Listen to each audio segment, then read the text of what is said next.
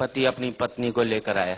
इसलिए नहीं लाया कि उसे प्यार करता है, इसलिए लाया कि खुद तो अपनी लुगाई को कुछ कह नहीं पाता, मुझसे कहलवाना चाहता है।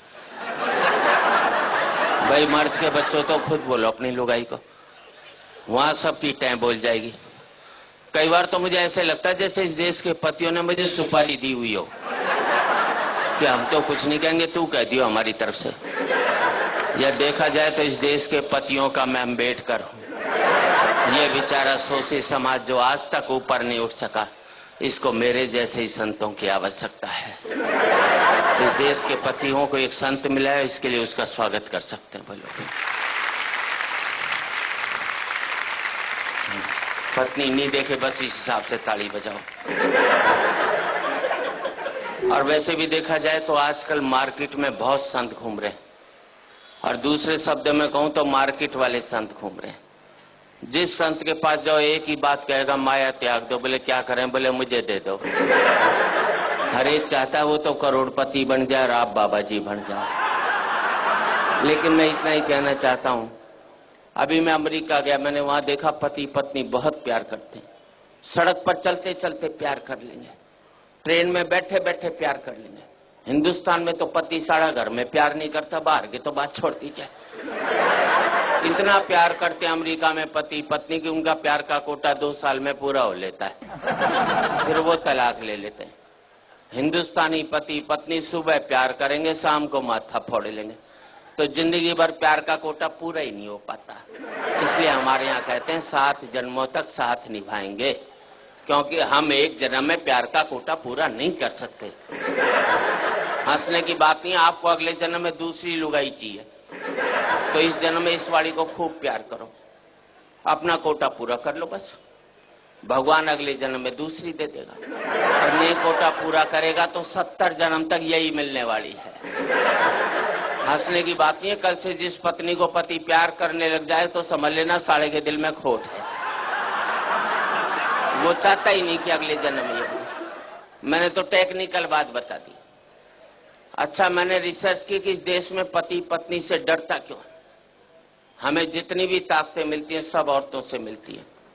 पैसा चाहिए लक्ष्मी जी के पास जाओ, बुद्धि चाहिए सरस्वती जी के पास जाओ, ताकत चाहिए दुर्गा जी के पास जाओ, आदमी के पास छोड़ा क्या? मेरे समझ में नहीं आया। हमारे शंकर भगवान विष्णु भगवान बिल्कुल खाली बैठे, एक पावर नहीं दोनों के पास में, जिसे कहते हैं ना मिनिस्टर विदाउट पोर्टफोलियो। इसलिए एक जाकर बेचारा पहाड़ पर बैठ गया, और कपड़े भी कितने दिए पहनने को, देखो इसे, गले में सांप और डाल दिया।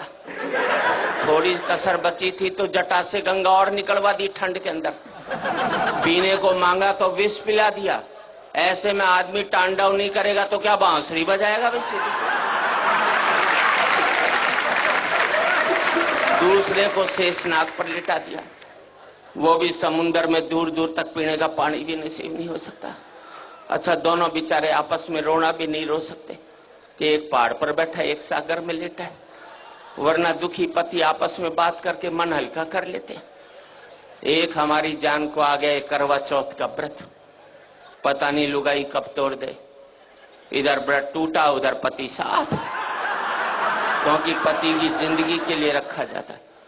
इस देश में 100 व्रत ऐसे हैं कि पत्नी नहीं रखे तो पति की सेहत खराब हो सकती। एक व्रतशाला ऐसा नहीं बनाया जो पति नहीं रखे तो लुगाई के जुकाम भी हो जाए। तो हम तो बल्ला भी नहीं निकाल सकते। अभी करवा चौथ को घराड़ी बोली सोने का सेट दिला, मैंने कहा मैं तो नहीं दिलाता। बोले व्रत तोड़ू के? अंदर से रोटी ले आई, बोले ला रहा है कि अभी खाऊं? मैंने प्राण जाएंगे ले आया। विदेशों में करवा चौथ के व्रत होते नहीं, इसलिए वहां तलाक हो जाते। अभी मैंने ब्याह की 25वीं वर्षगांठ मनाई, अमेरिका में होता तो 25वीं लुगाई की मना रहा होता, करवा चौथ नहीं होता ना वहां। हमारे यहाँ पति पत्नी तो रेल की पटरी की तरह, मिलो मत साथ जरूर चलना पड़ेगा। अलग इसलिए नहीं हो सकते कि बच्चे स्लीपर बनकर दोनों को जकड़े हुए हैं, ना इसको इधर जाने देते हैं ना उसको उधर जाने देते। अच्छा, इस देश में हर एक पत्नी पति को एक धमकी जरूर देती है। मैं तो बच्चों की वजह से टिकी हुई हूँ, वरना कब की निकल जाती। अब मैंने अपनी लुगाई से कहा, मैंने देख सारे बच्चे ब्याह लिए, अब तो निकल ले। बोले ना जरा पोते का ब्याह और देख लो, उसने कभी नहीं निकलना।